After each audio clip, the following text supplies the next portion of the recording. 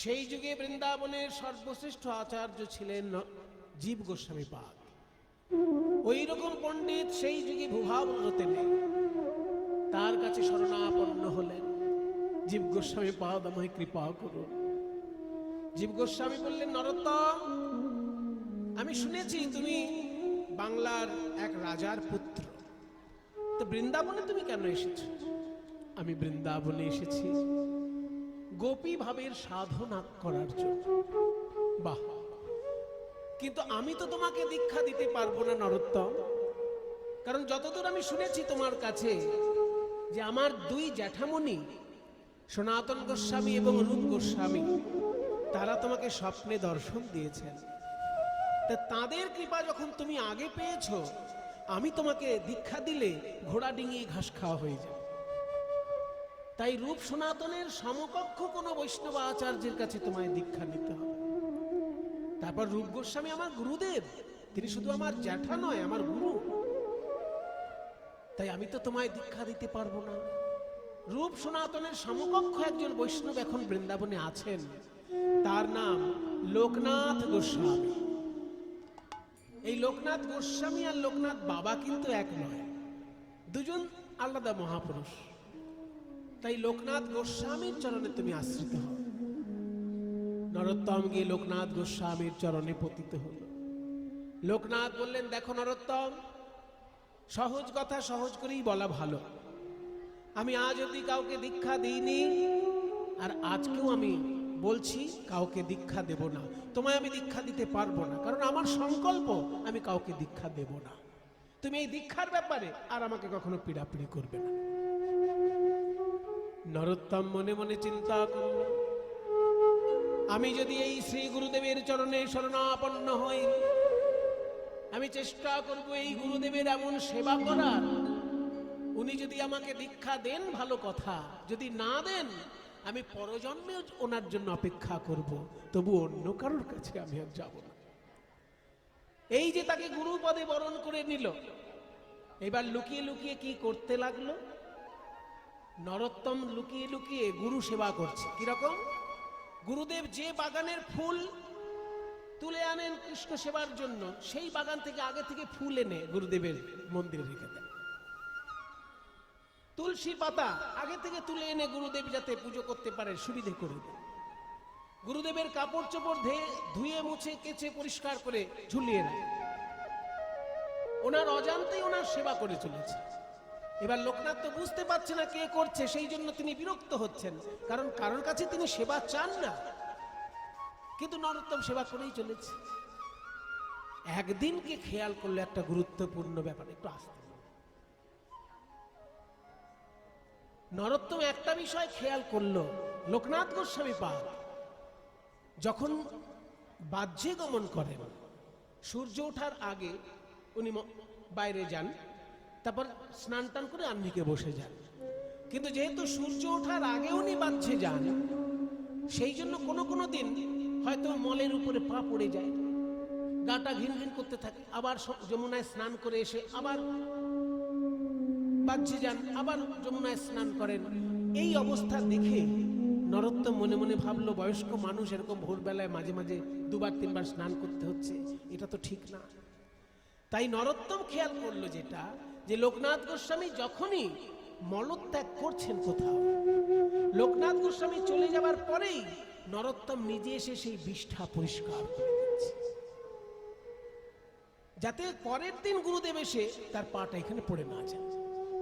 এবং এটা একদিন নয়, দিনের পর দিন যখন এই সেবা করছে, একদিনকে লোকনাথ গোস্বামী খেয়াল করলো যে আমি তো আগে মাঝে মাঝে আমার ময়লার উপরে পা পড়ে যেত, কিন্তু এখন তো আমার সেরকম হয় না। তাহলে এইটা কেউ কি পরিষ্কার করছে? আর যদি আমার বিষ্ঠা শ্রীগাল করে ভক্ষণ করে, এরকম পরিষ্কার করে তো দেওয়া থাকবে না। একদিনকে লোকনাথ গোস্বামী গাছের আড়াল থেকে খেয়াল করলেন, যখন বাহ্যে যাবার পর স্নান টান করে এসে আড়ালে দাঁড়িয়ে রয়েছেন গাছের আড়ালে, সেই সময় দেখলো নরোত্তম এসে তার বিষ্ঠা নিজ হাতে পরিষ্কার করছে। দূর থেকে লোকনাথ গোস্বামী আর থাকতে পারলেন না, নরোত্তমের কাছে গিয়ে তাকে জড়িয়ে ধরলেন।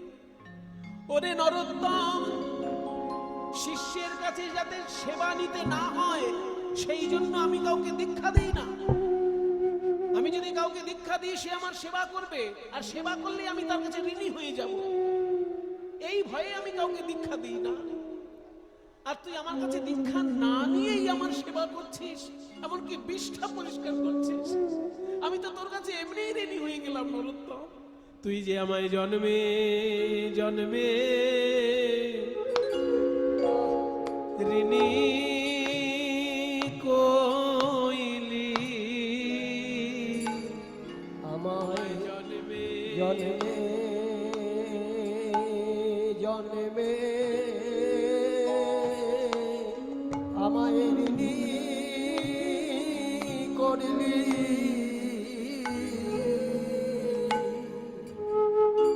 তুই অযাচিত সেবা করে আমায় জন্মে জন্মে। চিন্তা করা যায় বাবা, নরোত্তমের ভাব আর আমরা ভাবতে পারবো? যদি কোনো ধনী মানুষ কারোর কাছে দীক্ষা নিতে চায়, সেই যদি গুরু দীক্ষা না দেয়, সেই ধনী লোকটা কি ভাববে? হয়ে গেছে এনার কাছে আমার দীক্ষা নেওয়া, আমি যদি ওনার কাছে দীক্ষা নিই ওনারই কপাল ভালো, কারণ আমার থেকে মোটা দক্ষিণা পাবে। সাধারণ লোক এই ভাববে কিনা? যদি কারোর অর্থের অহংকার থাকে সে তো এটাই ভাববে, আরে বাবা দীক্ষা নিতে গেলাম দীক্ষা দিল না, হ্যাঁ খুব ঘ্যাম দেখাচ্ছে, আমাকে দীক্ষা দিতে উনি মোটা মোটা দক্ষিণা পেতেন, ওনারই কপাল খারাপ, আমাকে দীক্ষা দিতে পারলেন না। কিন্তু নরোত্তম সে কথা বলছে, নরোত্তম বলছে উনি জানেন আমি রাজপুত্র, তবু উনি আমাকে দীক্ষা দিতে চাইলেন না। কেন না, আমি যদি ওনার সেবা করি তাহলে উনি আমার কাছে ঋণী হয়ে যাবেন, এই ভয়তে আমাকে দীক্ষা দিতে চাইছেন। এই মহৎ আদর্শ যার, সেই আমার গুরু, সে আমার দীক্ষা দিলেও আমার গুরু, দীক্ষা না দিলেও আমার গুরু। তাই গুরুদেবের চরণ যখন বিষ্ঠা নিজ হাতে পরিষ্কার করেছে, রাজপুত্র হয়ে লজ্জা ঘৃণা ত্যাগ করে গুরুদেবের বিষ্ঠা নিজ হাতে পরিষ্কার করেছে। আর লোকনাথ গোস্বামীও থাকতে পারলেন না, তিনিও বললেন নরোত্তম আমি জীবনে কাউকে দীক্ষা দেইনি, তুই হবি আমার প্রথম শিষ্য, আর তুই হবি আমার শেষ শিষ্য। আমার সাধন ভজনের যদি কোনো শক্তি থাকে সেই শক্তি আমি তোকে দিচ্ছি, তুই প্রাণ ভরে রাধা গোবিন্দের সেবা কর। লোকনাথ গোস্বামীর চরণে আত্মসমর্পণ করলেন নরোত্তম। শ্রী গুরু চরণ পদ্ম কেবলি ভকতি সদ্য, শ্রী গুরু চরণ পদ্ম কেবলি ভগতি সদ্য, বন্দময়ী সাবধান মতে, বন্দময়ী সাবধান মতে, যাহার প্রসাদে ভাই এ ভব তরিয়া যায়, যাহার প্রসাদে ভাই এ ভব তরিয়া যায়, কৃষ্ণ প্রাপ্তি হয় যাহা হইতে, কৃষ্ণ প্রাপ্তি হয় যাহা হইতে, সে দয়াময় গুরু বটে, দয়াময় গুরু বটে, অনায়াসে কৃষ্ণ মিলাতে পারে, অনায়াসে কৃষ্ণ মিলাতে পারে, একবার কৃপা কটাক্ষে চাইলে পরে, অনায়াসে কৃষ্ণ মিলাতে পারে, কৃপা কটাক্ষে চাইলে পরে, অনায়াসে কৃষ্ণ মিলাতে পারে, কৃপা কটাক্ষে চাইলে পরে, জন্মে জন্মে গুরু বটে, কৃষ্ণ প্রাপ্তি হয় যাহা হইতে, কৃষ্ণ প্রাপ্তি হয় যাহা হইতে। জীব গোস্বামী বললেন ধন্য নরোত্তম, ধন্য তোমার নাম, মানুষের মধ্যে তুমি উত্তম তাই নরোত্তম। লোকনাথ প্রভুর কাছে কেউ কোনোদিন দীক্ষা পায়নি, তুমি তার কাছে দীক্ষা পেলে। শ্রীমদ্ ভাগবতের যে রসাস্বাদন সেটা আমি তোমাকে করিয়ে দেব। একটা জিনিস বাকি থাকলো, সঙ্গীত শিক্ষা। এই বৃন্দাবনের সঙ্গীতাচার্য হরিদাস স্বামী, জানো তো হরিদাস স্বামী হচ্ছেন তানসেনের গুরু। সম্রাট আকবরের যে সভার গায়ক তানসেন, সেই তানসেনের গুরু হচ্ছেন হরিদাস স্বামী। তিনি যখন বৃন্দাবনে বিরাজ করছেন তার কাছে তুমি উচ্চাঙ্গ সঙ্গীত শিক্ষা করো। এই তানসেনের গুরু বলে একদিনকে সম্রাট আকবর ভেবেছিলেন আমি গান শুনতে যাব। তা সম্রাট আকবর বলেছিলেন তানসেনকে যে তোমার গুরুদেবকে এনে গান করাতে গেলে কত টাকা দিতে হবে। তখন তানসেন বলেছিল আপনি আমাকে দক্ষিণা দিয়ে গান শুনতে পারেন, কিন্তু দক্ষিণার বিনিময়ে আমার গুরুদেব এসে আপনাকে গান শোনাবেন। উনি মনে করেন ওনার গান শুধু ভগবানের জন্য, তাই উনি ওনার ভগবানের উদ্দেশ্যে গাইবেন, আপনাকে গিয়ে শুনতে হবে, রাজসভায় এসে উনি গাইবেন না। বলে তাই নাকি, তাহলে আমি লুকিয়ে গিয়ে গান শুনবো। তাই সম্রাট আকবর বৃন্দাবনে গিয়ে লুকিয়ে লুকিয়ে তানসেনের সঙ্গে হরিদাস স্বামীর গান শুনেছিলেন। গান শুনে বলেছিলেন তানসেন তোমার গানে তো আমি বিভোর হয়ে যাই, কিন্তু তোমার গুরুদেবের গানে দেখছি বৃন্দাবনের পশু পাখি পর্যন্ত বিভোর হয়ে যাচ্ছে, এ কি গান? তখন তানসেন বলেছিলেন যে আমার গানে ভারতের সম্রাট আকবর খুশি হন, আর আমার গুরুর গানে বিশ্ব ব্রহ্মাণ্ডের সম্রাট খুশি হন, কাজী তার গান আর আমার গান তো এক হতেই পারে না। সেই হরিদাস স্বামীর কাছে নরোত্তম শিক্ষা করতে লাগলেন উচ্চাঙ্গ রে রে না রে না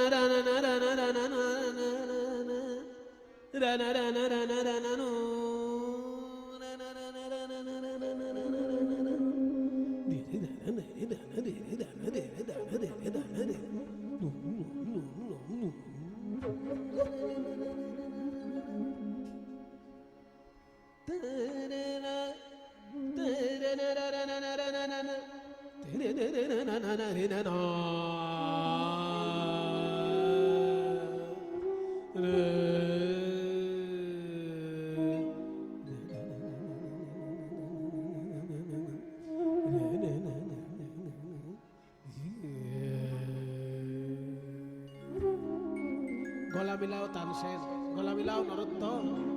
মা পানি দানি নিসা নিসা নিসা নিসা নিসা নিসা নিসা নিসা নি নি নি নি নি নি নি নি সা সা সা সা সা সা সা নিসা রে সা নিসা রে সা নি রে রে রে রে সা রে সা রে নিসা নিসা রে রে রে রে রে রে রে রে রে রে রে রে সরে গা গা গা গা গা মানে সা রে সা রে রে সা নি নি দা দা নি নি সা নি সা নি সা নি সা নি নি দা দা নি নি সা নি সা নি সা নি সা নি নি দা দা নি নি সা নি সা নি সা রে নি সা দা নি পা দা মা পা গা মা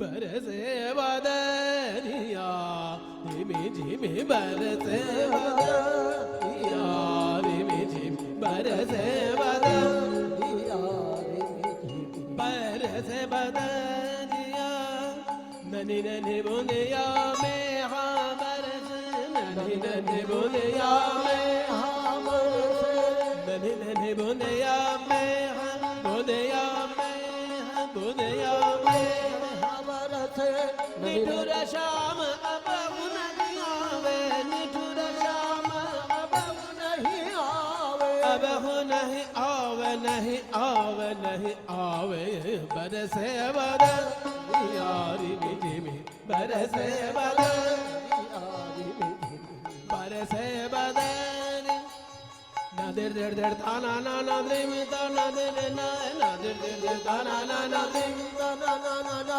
नादर दर तारे तो दानी तुम तादर ना नादर दर दर ताना ना ना द्रिम ताना ना ना ना दिए दे ताना ना दिए दे ताना ना दिए दे ताना ना नादर दर तारे तो दाने द्रिम नादर दर तारे तो दान द्रिम नादर दर तारे तो दाने द्रिम ताना ना ना ना ना ना ना बरसे बदा दिया बरसे बदा दिया बरसे बदा बरसे बदा बरसे बदा হরিদাস স্বামীর কাছে উচ্চাঙ্গ সঙ্গীত শিক্ষা করছেন নরোত্তম। সেই সময় ছিল বৈষ্ণব জগতের স্বর্ণযুগ। গানে সুর দিচ্ছেন ওদিকে বৃন্দাবনে বসে নরোত্তম, আর বাংলা থেকে সুন্দর সুন্দর পদ লিখে পাঠাচ্ছেন গোবিন্দ দাস।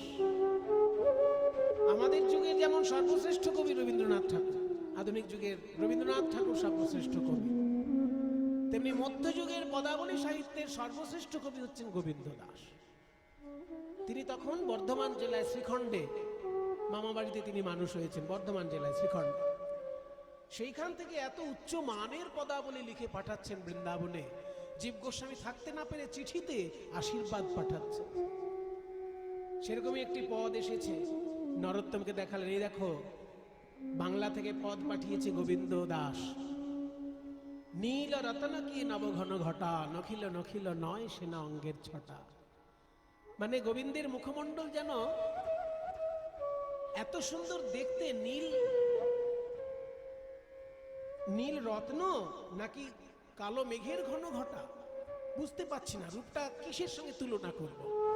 নীল রত্ন কিয়ে কিয়ে মানে নাকি, নবঘন ঘটা নতুন মেঘের ঘন ঘটা, নখিলে নখিল নয় দেখেও যেন দেখা শেষ হয় না, সেনা অঙ্গের ছটা, সেই গোবিন্দের অঙ্গের ছটা। এমন এই পদ নরোত্তম সুর দিচ্ছেন, ওদিকে উচ্চাঙ্গ সঙ্গীত শিখেছেন, এদিকে মহাপ্রভুর প্রেম আছে হৃদয়ে, আর এদিকে গোবিন্দ দাসের পদ। তার মধ্যে যে সুর আরোপ করলেন সেটাই গরানহাটি কীর্তন। অনেক পদ আছে, আমি এইটাই আপনাদেরকে একটুখানি শোনাচ্ছি। তিয়ট তাল মল্লার রাগ, তাল তিয়ট মল্লার রাগ, নীল রতন কি নবঘন ঘটা, মধ্যলয়ের গান।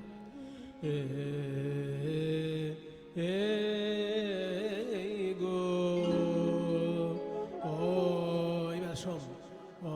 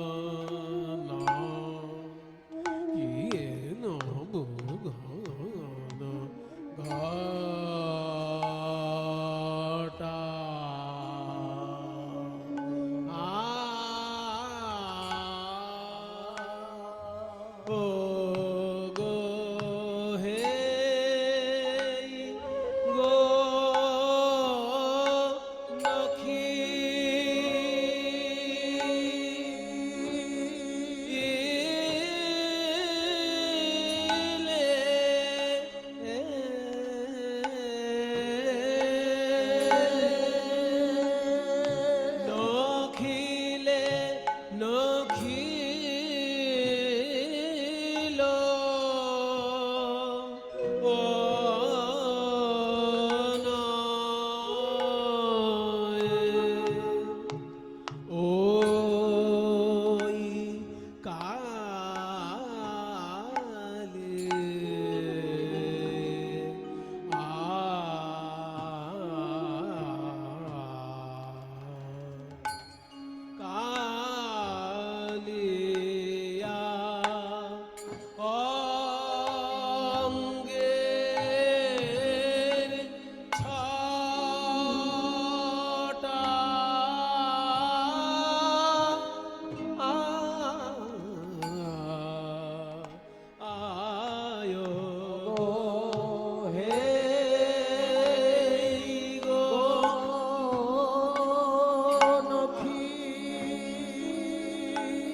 সখী রে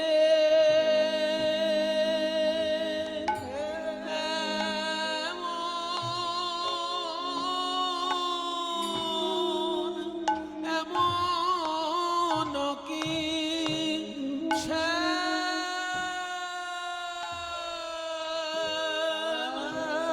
এ কেমন শ্যামের রূপ গো, দেখে আমার আখি পিছল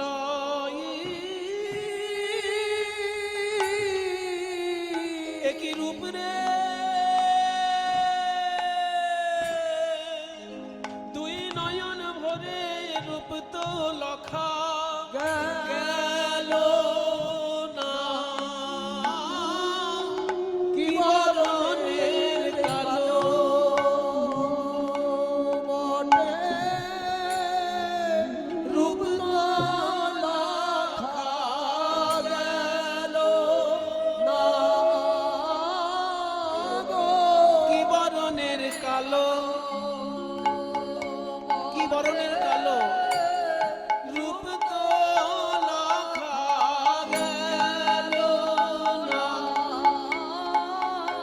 ও কি নীল রে নীল রে নীল রে, চলো তাল চলো ধিনি তাক ধি ধি তাক ধি ধি, ও কি নীল রে নীল রে নীল রে, একদিকে বলছে ও কি নীল রে, কি ধরনের নীল রং, আবার অন্যদিকে অন্তরে বলছে ও কি নীল রে, নীল নীল বুঝি আমার সব নীল, ওই নীল রূপে আমার সব নীল, আমার দেহ মন প্রাণ যৌবন যাও কুলমান, আপন বলতে কিছু রইল না, নীল রে নীল রে নীল রে লখা গেল না গো, কি বরণের কালো বটে রূপ তো লখা গেল তিওর তাল 14 মাত্রা, গো। কি বরণের 1 কালো 2 3 4 5 6 7 8 9 10 11 12 13 কি 14 বরণের কালো বটে রূপ তো লখা গেল না গো। কি বরণের কালো বটে রূপ তো লখা গেল না, কি বরণের কালো বটে রূপ তো লখা গেল না গো।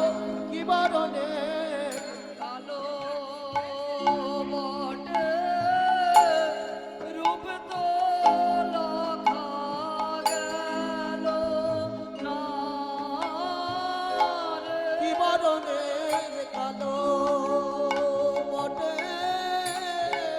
রূপ তো লখা গেল না গো। কি বরণের কালো বটে রূপ তো লখা গেল না রে। কি বরণের কালো বটে রূপ তো লখা গেল না গো।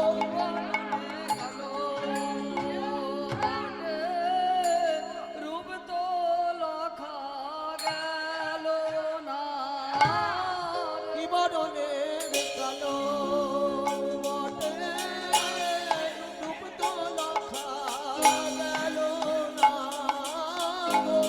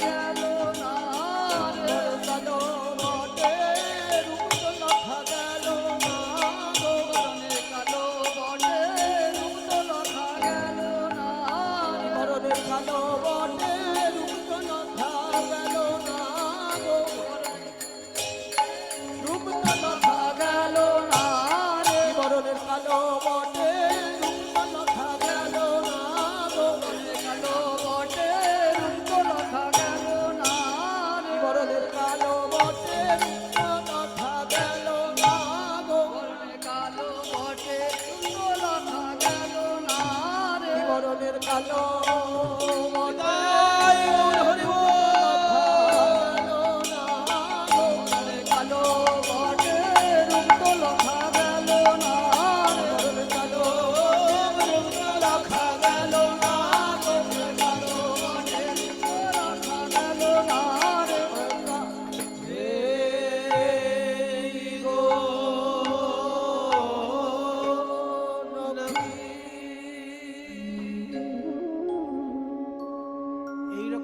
মল্লার রাগকে আশ্রয় করে যেমন তিয়ট তালের গান, তেমনি আরো অন্যান্য রাগে বহু গান নরোত্তম দাস ঠাকুর তৈরি করেছিলেন সেই যুগে। কিন্তু এই গানের আস্বাদনের ধৈর্য তো সবার থাকে না, সেই জন্য পরবর্তীকালে এগুলোর একটু সরলীকরণ করা হয়েছে। প্রথমে এই বড় তালের অংশটি রেখে পরের অংশগুলো ছোট করে দেওয়া হয়েছে। যেমন এই সুরটা রাগটা একই থাকলো, কিন্তু পরের অংশগুলো ছোট তালে একতালি তালে করা হয়েছে। কদম্বের বনে গিয়ে শ্যাম চিকনিয়া গো, কদম্বের 1 2 3 4 5 6 1 ছোট তালি ধিতা ঘি ঘি ধা ধি ধা ধিতা, কদম্বের বনে গিয়ে শ্যাম চিকনিয়া গো, রূপহেরি আইন জাতি কুলম যাইয়া গো, রূপহেরি আইন জাতি আমি সকলি হারালাম, আমি সকলি হারালাম, ওই কৃষ্ণ রূপে নয়ন দিয়ে সকলি হারালাম,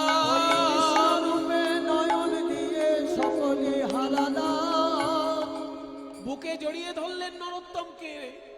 হরিদাস স্বামী, এ তুই কি শোনালি?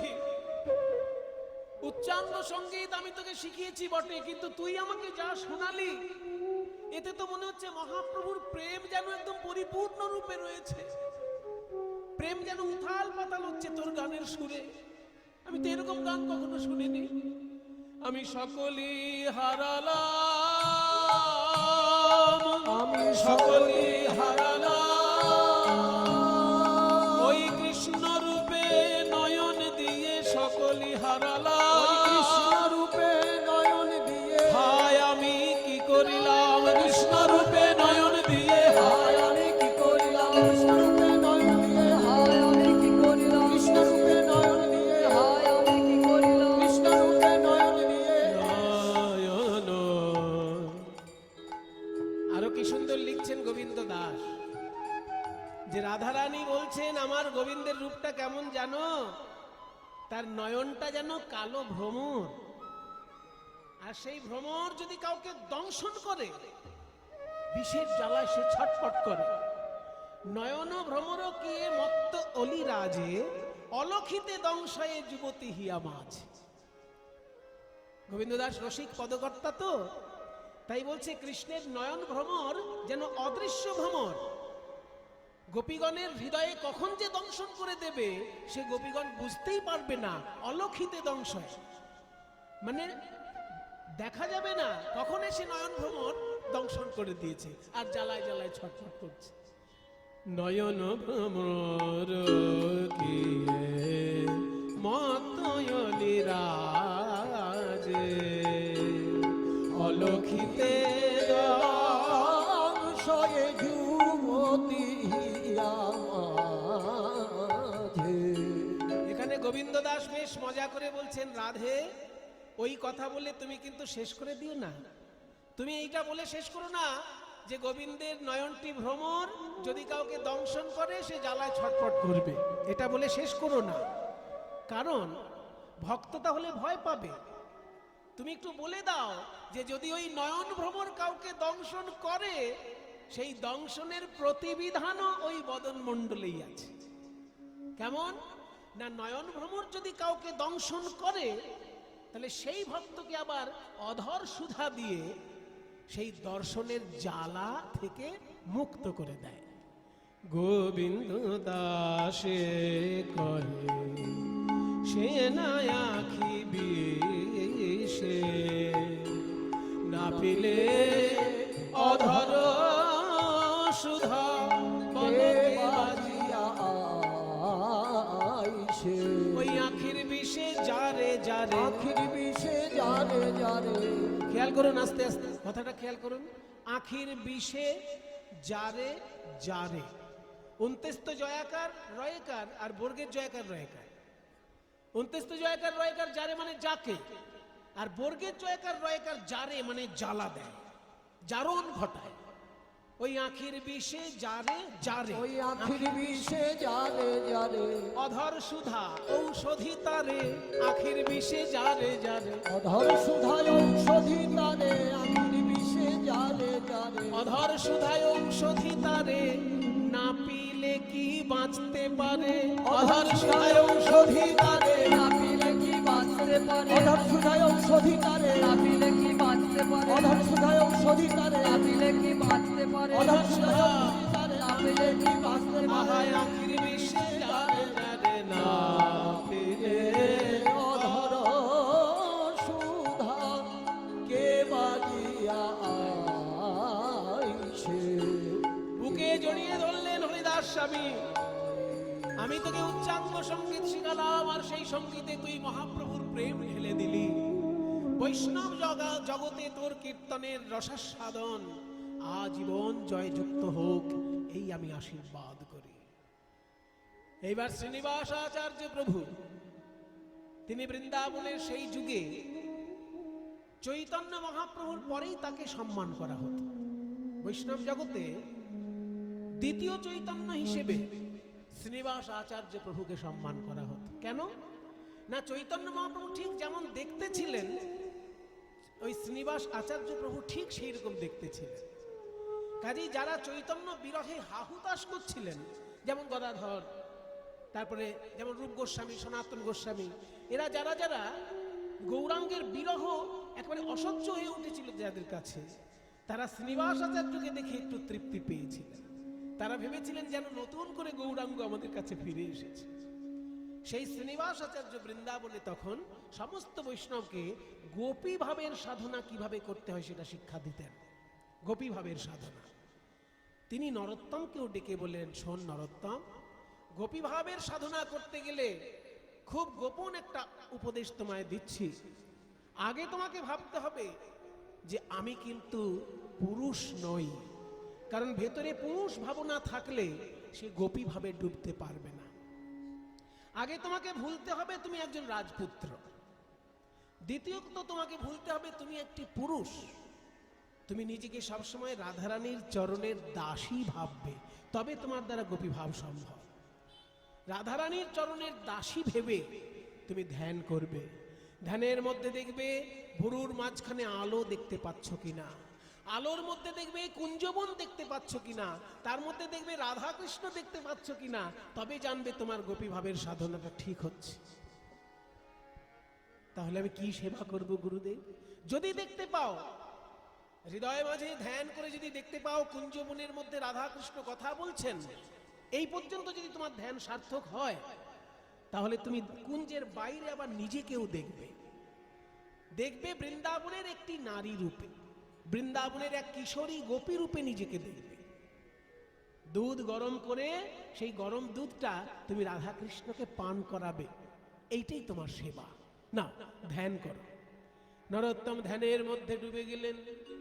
রাধা কৃষ্ণ প্রাণ মোর যুগল কিশোর, রাধা কৃষ্ণ প্রাণ মোর যুগল কিশোর, আমার জীবনে মরণে গতি আর নাহি মোর, জীবনে মরণে গতি আর নাহি মোর, রাধা কৃষ্ণ প্রাণ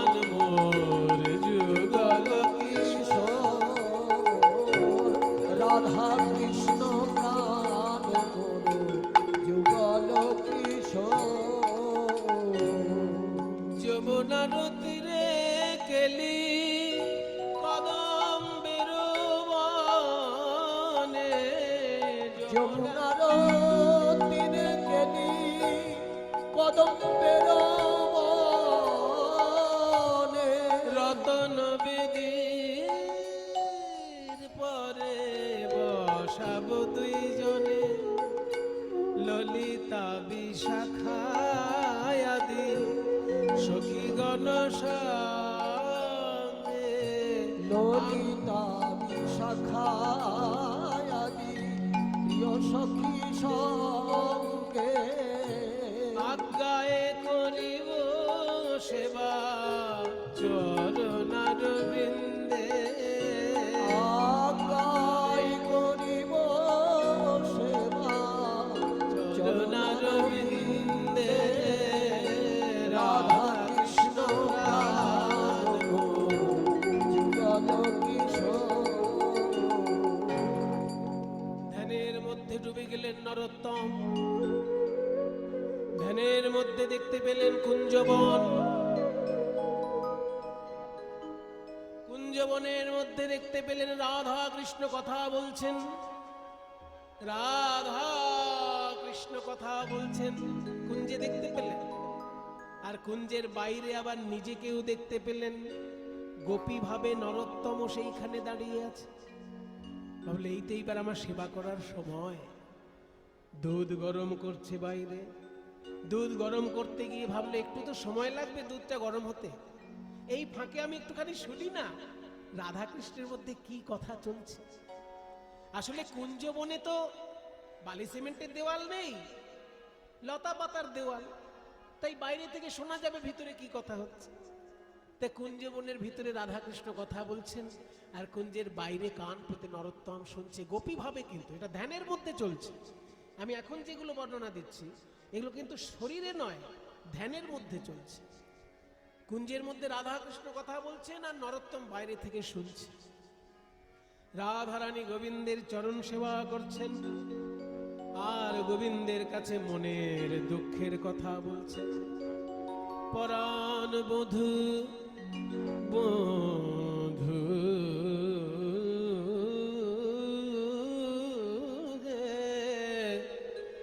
বধূ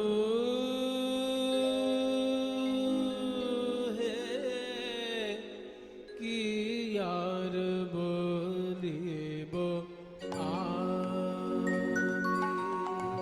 বধূ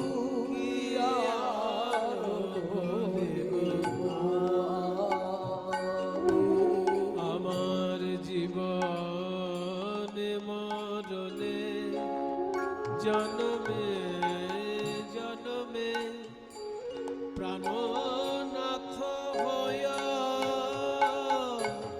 তুমি কি আর বধূ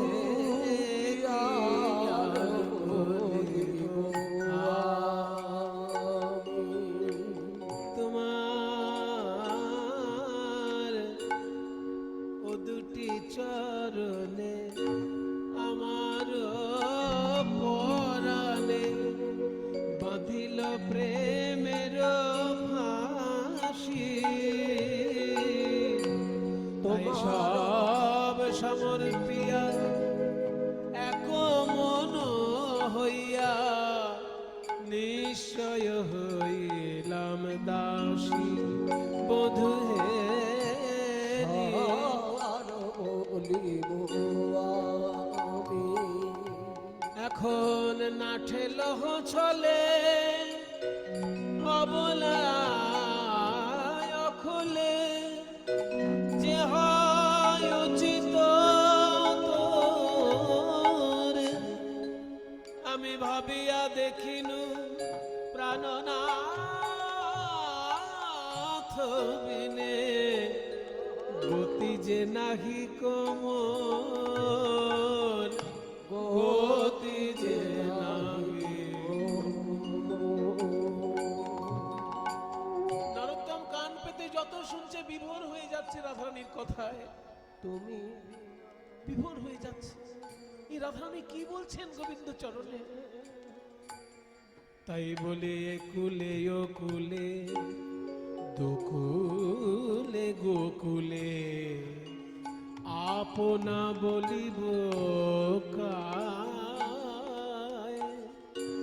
বড় শীতল জানিয়া শরণ লইনু ও দুটি কোমল পায়। শীতল জানিয়া শরণ লইনু ও দুটি কমল পায়। আমায় চরণ ছাড়া করো না বধূ, আমায় চরণ ছাড়া করো না বধূ। আমিও বিনামূল্যে বিকাইলাম, আমায় চরণ ছাড়া করো না বধূ। আমি বিনামূল্যে বিকাইলাম, আমায় চরণ ছাড়া করো না বধূ।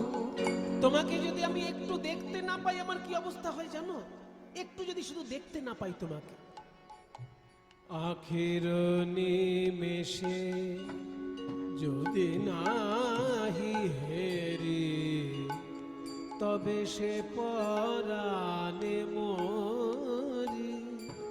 চণ্ডী দাসে কয় পরশ রতন, গলায় গাঁথিয়া পরি। আমি বেড়াইব ব্রজের দ্বারে দ্বারে, আমি বেড়াইব ব্রজের দ্বারে দ্বারে।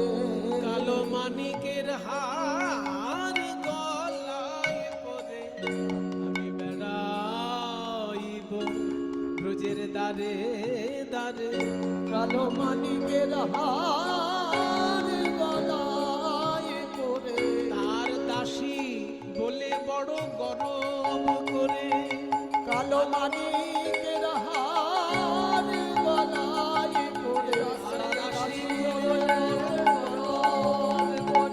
কালো মানিকের হার গলায় পরে, আমি বেড়াইব দ্বারে দ্বারে। চণ্ডী দাসে পরশ রতন, গলায় গাঁথিয়া ভগবধূ কি আর বলিব বলিব, কি আর বলিব বলিব। কি আর কি আর কি আর কি আর বলিব আমি, বলিব বলিব বলিব, বলো কি আর বলিব বলিব, বলো কি আর বলিব আমি, কি আর বলিব আমি, কি আর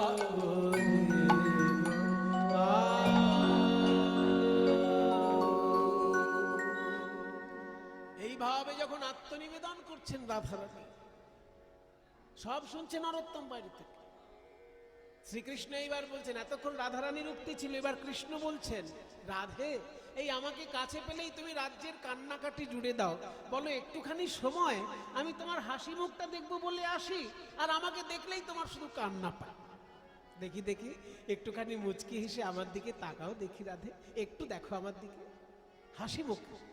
চাহ মুখ তুলি রায়, চাহ মুখ তুলি, তোমার নয়ন নাচনে নাচে হিয়ার পুতলি রাধে বিনোদিনী।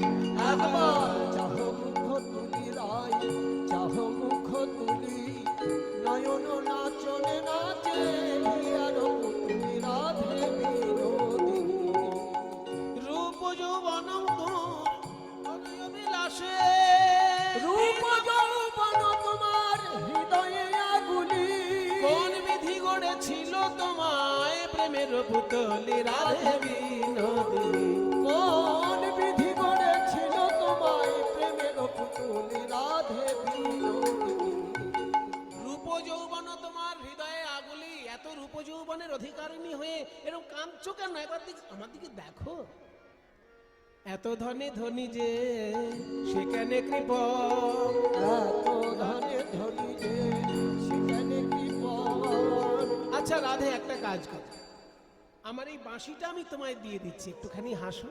লেহ লেহ লেহ রাই সাধের মুরলি, লেহ লেহ লেহ রাই সাধের মুরলী। আমি রাখাল ছেলে তো, এমনি এমনি দেব না বাঁশি। আমি যদি বাঁশি দিই আমাকেও কিছু দিতে হবে। পরশিতে চাহি তোমার,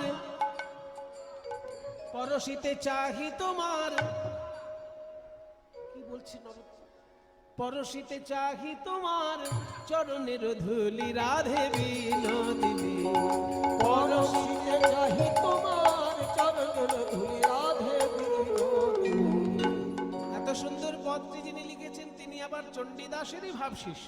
আগের পদটা যেমন চণ্ডীদাসের ছিল, এই পদটি আবার যিনি লিখেছেন জ্ঞানদাস, তিনি ওই চণ্ডীদাসেরই ভাব শিষ্য। এদের জন্ম প্রায় 200-300 বছর পার্থক্যে, কিন্তু ভাবের দিক দিয়ে দুজনে গুরু শিষ্য। এত ধনে ধনী যে সেখানে কৃপণ, এত ধনে ধনী যে সেখানে কৃপণ। জ্ঞানদাসে কহে কে বা বুঝিবে মরম রাধে বিনোদিনী। জ্ঞান দাসে কহে কে বা বুঝিবে মরম রাধে বিনোদিনী। এইরকম কথোপকথনের শুরু হয় কিন্তু শেষ হয় না, তাই না? এই যে প্রিয়তম আর প্রিয়তমা যখন গল্প করে কোথাও, সেই গল্পের শেষ আছে কি? শুরু আছে, কিন্তু শেষ নেই। শেষ করতে গেলে গায়ের জোরে শেষ করতে হয় বা পরিস্থিতির চাপে শেষ হয়। তা নাহলে প্রিয়তম আর প্রিয়তমার গল্প এ কখনো শেষ হয় না, শুরুটা হয় কিন্তু শেষ হয় না। তাই নরোত্তম যখন শুনছেন সেই কথায় বিভোর হয়ে গেছেন। এদিকে দুধটা যে গরম হয়ে উথলে যাচ্ছে বুঝতে পারেনি। যেই দুধটা উঠলে গিয়ে দুধ পোড়া গন্ধ বেরিয়েছে, তখন চমকে উঠল নরোত্তম, যে আমি তো রাধা গোবিন্দের কথা শোনার জন্য ধ্যান করছি না, আমি তো তাদের সেবা করার জন্য ধ্যান করছি। তো দুধটা যদি পুড়েই যায় তাহলে আমি সেবা করব কি করে? এই ভেবে নরোত্তম ছুটে সেই গরম দুধ যখনই নামাতে গেছে, হাত দিয়ে ধরে যখনই গরম দুধ নামাতে গেছে, হাতে ফোসকা পড়ে গেল। সঙ্গে সঙ্গে নরোত্তমের ধ্যান ভেঙে গেছে, ধ্যান ভেঙে গেল নরোত্তমের। চিৎকার করে বলে উঠল, গুরুদেব এ আমি কি করলাম? পরের দিন যখন শ্রীনিবাস আচার্যের গায়ে তেল মাখাতে গেছে, নরোত্তম হাতটা চাদরের মধ্যে লুকিয়ে নিয়েছে। লুকিয়েছিস কেন রে? দেখি দেখি, এই বলে যেই চাদরটা সরিয়েছে, দেখে হাতে ফোসকা পড়ে গেছে। এ কি নরোত্তম, তোর হাতে ফোসকা পড়লো কি করে? শ্রীনিবাস আচার্যের চরণে আছাড় খেয়ে পড়ল নরোত্তম। বলে, ওগো গুরুদেব, তুমি তো কৃপা করে আমায় গোপী ভাবের সাধনা করতে বললে, কিন্তু আমি যে ওই গোপী ভাবে ডুবে গিয়ে কুঞ্জের মাঝে রাধা গোবিন্দের কথোপকথন শুনতে গেলাম, তাতে বিভোর হয়ে গিয়ে ওদিকে দুধ উতলে গেল, আমি আর সেবা করতে পারলাম না। আমি তো কৃষ্ণ সেবার যোগ্য নই হে, আমি কৃষ্ণ সেবার যোগ্য নই হে। আপনি কৃপা করে সেবা দিলেন বটে, আমি তো কৃষ্ণ সেবার যোগ্য নই হে। কৃপা করে সেবা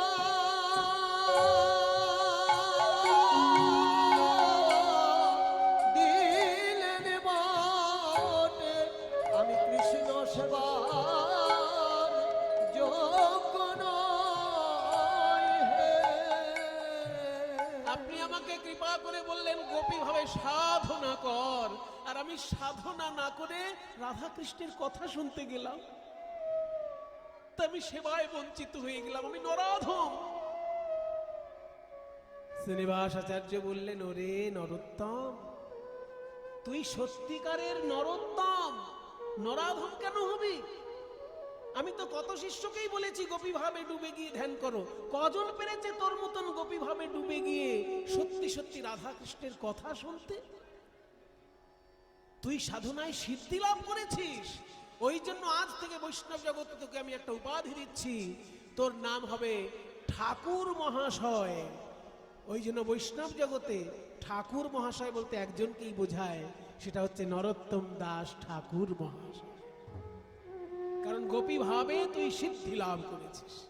এইবার তুই বাংলায় ফিরে যা। যখন বাংলায় এলো নরোত্তম, হাজার হাজার মানুষ তার কাছে দীক্ষা নিতে লাগলো, এমনকি ব্রাহ্মণরাও তার কাছে দীক্ষা নিতে লাগলো। তিনি নিজে ব্রাহ্মণ নয়, কিন্তু অনেক ব্রাহ্মণ ভক্ত তার শরণাপন্ন হয়েছিল। ওদিকে নরোত্তম যখন ধ্যানে ডুবে যেতেন, একদিন দুদিন তিন দিনও ধ্যান ভাঙত না, এমনও দিন হয়েছে। একবার এমন হলো 7 দিন ধরে ধ্যান করছেন, ধ্যান ভাঙছে না। তখন দুষ্ট লোকেরা অপপ্রচার করলো, বেটা নরোত্তম নিজে ব্রাহ্মণ না হয়ে ব্রাহ্মণদের ধরে ধরে দীক্ষা দিয়েছে, সেই পাপে বেটা কথা বন্ধ হয়ে মারা গেছে। আর শিষ্যরা বলে বেড়াচ্ছে গুরুদেব আমার ধ্যানে মগ্ন।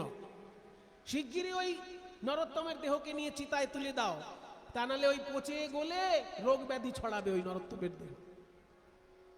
এই কথা শুনে যখন নরোত্তমকে চিতায় তুলে দিয়েছে, যারা ব্রাহ্মণ শিষ্য তারা সকলে এসে নরোত্তমের চরণে শরণাপন্ন হল। গুরুদেব, আপনি গভীর ধ্যানে মগ্ন, আর এই দুষ্ট লোকেরা প্রচার করছে আপনার নাকি কথা বন্ধ হয়ে মারা গেছে। আপনি তাড়াতাড়ি ধ্যান থেকে ফিরে আসুন, নইলে আমাদের যে মুখ রক্ষা হবে না সমাজ। যখনই শিষ্যদের চোখের জল নরোত্তমের পায়ে পড়ল, 7 দিন পর নরোত্তমের ধ্যান ভাঙলো চিতার উপরে। নরোত্তম উঠে বসলেন, 7 দিন পর তার মুখ থেকে কথা বেরোলো। যেসব দুষ্ট লোক অপপ্রচার করছিল, তারা সবাই এসে নরোত্তমের চরণে ক্ষমা চেয়ে তার কাছে আশ্রয় গ্রহণ করল। নরোত্তম গান গাইছেন চিতার আসনে বসে, কবে আমার গৌরাঙ্গ বলিতে হবে পুলক শরীর, কবে আমার গৌরাঙ্গ বলিতে হবে পুলক শরীর, কবে আমার হরি হরি বলিতে নয়নে ববে, কবে আমার হরি হরি বলিতে নয়নে ববে, কবে আমার হরি হরি বলিতে নয়নে ববেনি, কবে হরি হরি বলিতে নয়নে ববে। বলো আর কবে নিতাই চাঁদ করুণা করিবে, বলো আর কবে নিতাই চাঁদ করুণা করিবে, ওই সংসার বাসনা মোর কবে তুচ্ছ হবে, ওই সংসার বাসনা মোর কবে তুচ্ছ হবে, আমার সেই শুভ দিন কবে হবে, আমার সেই শুভ দিন কবে হবে, সেই শুভ দিন কবে হবে, সেই শুভ দিন কবে হবে, যেদিন গৌর বলতেই পুলক হবে, সেই শুভ দিন কবে হবে, গৌর বলতে পুলক হবে, সেই শুভ দিন কবে হবে, যেদিন গৌর বলতেই পুলক হবে, আর হরি বলতেই নয়ন ঝরবে, গৌর বলতে পুলক হবে, হরি বলতে নয়ন ঝরবে, গৌর বলতে পুলক হবে, হরি বলতে নয়ন ঝরবে, গৌর বলতে পুলক হবে, হরি বলতে নয়ন ঝরবে, গৌর বলতে পুলক হবে, হরি বলতে নয়ন ঝরবে, আমার সেই শুভ দিন কবে হবে, হরি হরি বলিতে নয়নে হবে। দুষ্ট লোকেরা সবাই এসে নরোত্তমের চরণে শরণাপন্ন হলো। যে এত বড় সাধক আমাদের মধ্যে বিরাজ করছেন, আমরা তাকে চিনতেই পারলাম না। 7 দিন ধরে তিনি গভীর ধ্যানে মগ্ন, আর আমরা অপপ্রচার করছি মারা গেছে। সবাই শরণাপন্ন হলো। নরোত্তম দাস বলছে, হে ভক্তগণ, এই শরীর তো বেশি দিন থাকবে না, কারণ যখন জাতস্যহি ধ্রুবং জন্ম, তাই না? জাতস্যহি ধ্রুবং মৃত্যু, ধ্রুবং জন্ম মৃতস্য। এই দেহ যখন জন্মগ্রহণ করেছে তাকে মরতেই হবে। তা সত্যিই যেদিন আমার দেহ থেকে প্রাণ বাইরে যাবে, সেদিন যেন আমার দেহটাকে তোমরা পুড়িয়ে দিও না। কি করব গুরুদেব? এই পদ্মা নদীর জলে আমি গৌরাঙ্গ মহাপ্রভুর প্রেম লাভ করেছি, তাই আমার মৃত্যুর পর আমার এই দেহটা পদ্মা নদীর জলেই যেন ভাসিয়ে দিও। গঙ্গা জলে ভাসিয়ে দেবে, সেখান থেকেই পদ্মা নদীর জলে ভেসে যাবে আমার এই দেহ। তাহলে কি হবে? যে মায়ের কাছে আমি প্রেম পেয়েছি, সেই মায়ের কোলেই আমি শরণ নেব।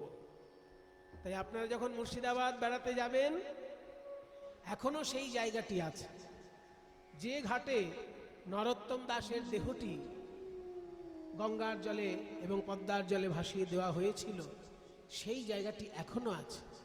সেই জায়গাটির নাম বলা হয় গাম্ভিলা ঘাট, জিয়াগঞ্জ। বহরমপুরের থেকে হাজারদুয়ারি আছে না, গঙ্গার ধারে হাজারদুয়ারি, ওই হাজারদুয়ারি আরেকটু পেরিয়ে যেতে হবে। হাজারদুয়ারি পেরিয়ে গেলেই জিয়াগঞ্জ পড়ে। সেইখানেই এই তীর্থটি আছে, যেখানে নরোত্তমের দেহ জলে ভাসিয়ে দেওয়া হয়েছিল। আর যখন গঙ্গা জলে ভাসিয়ে দেওয়া হলো, তখন কি দেখা গেল জানেন? এই নরোত্তমের দেহটা দুধ হয়ে বিলীন হয়ে গেল গঙ্গা জল। পচে গলে যায়নি, দুধ হয়ে বিলীন হয়ে গেল। কেন দুধ হবে না?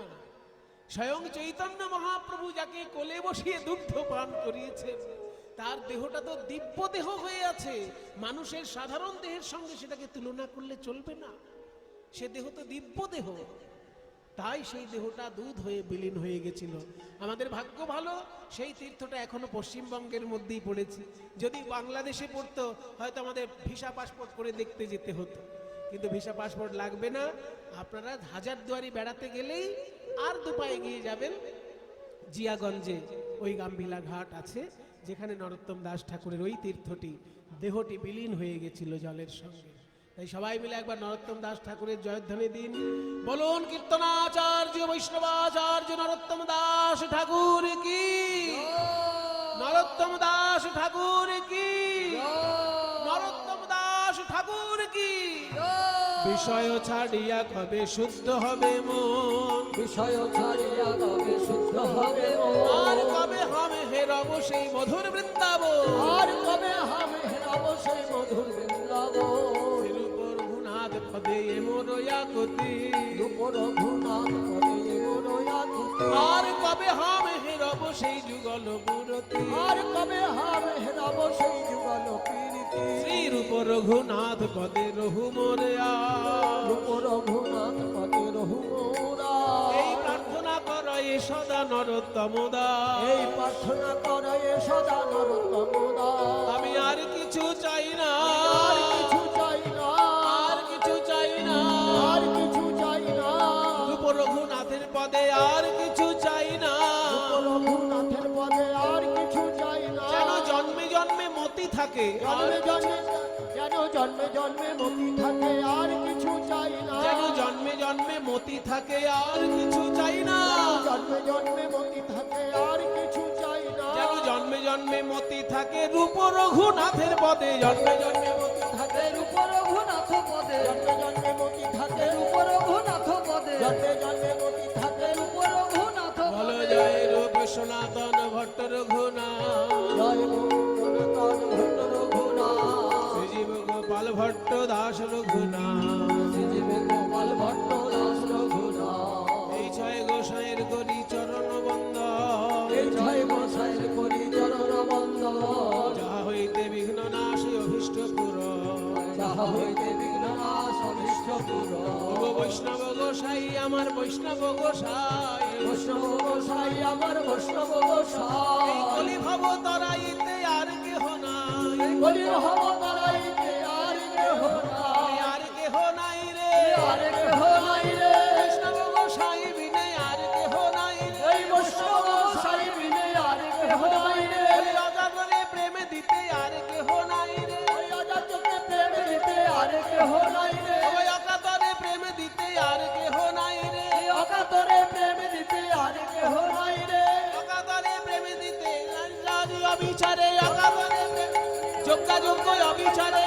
অকাতরে প্রেম দিতে যোগাযোগ অবিচারে অকাতরে প্রেম দিতে যোগাযোগ অবিচারে আর কেহ নাই রে বলো হরে কৃষ্ণ কৃষ্ণ কৃষ্ণ হরে হরে হরে রাম